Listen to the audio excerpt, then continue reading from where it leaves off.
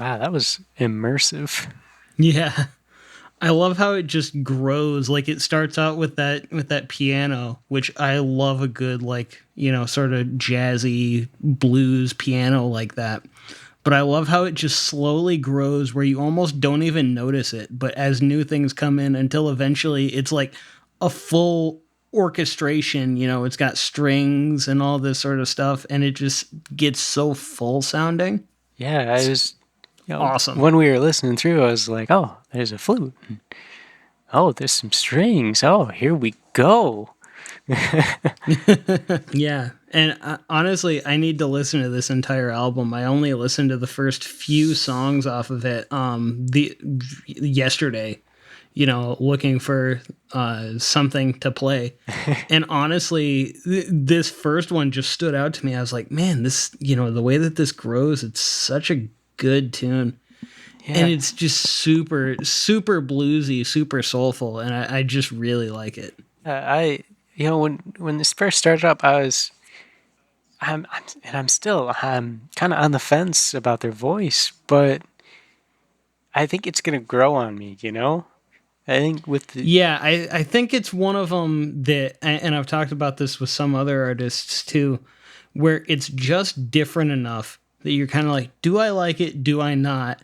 And then as you continue to listen to them, it'll grow on you, and then it'll be very distinct. You could hear her sing and know immediately that it's her. And I think that that's a very marketable thing is to have such a distinct voice like that.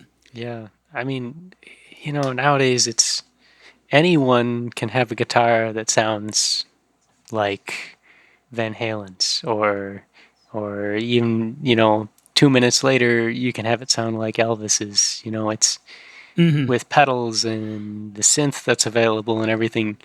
You can exactly pinpoint what your sound is going to be, but having that strong lead vocal, or even multi vocalists, you hear the you know first verse and you're like, oh yeah, this I know exactly who I'm listening to. Yeah, I mean and I think that that's one of the things that I like about these types of styles as well. Is it's a lot more raw sounding of a vocal. It's not. I mean, I'm sure that there is quite a bit of processing on it, but it's not nearly as doctored up and perfect, quote unquote, as like a lot of pop vocals sound, where there's no blemishes at all. This has some of that waver to it, and I think that is super cool. No, that was really, really, really pretty song. Just it felt like floating in a pool. Mm-hmm. Yep. So I guess from there, you know what? My next song also kind of fits with that a little bit. Um, All right. we'll go ahead and get that queued up for us here. But it's by an artist called Joywave, um, who I honestly don't have that much information about, but I've been I just enjoy them. They're kind of a unique. I don't know.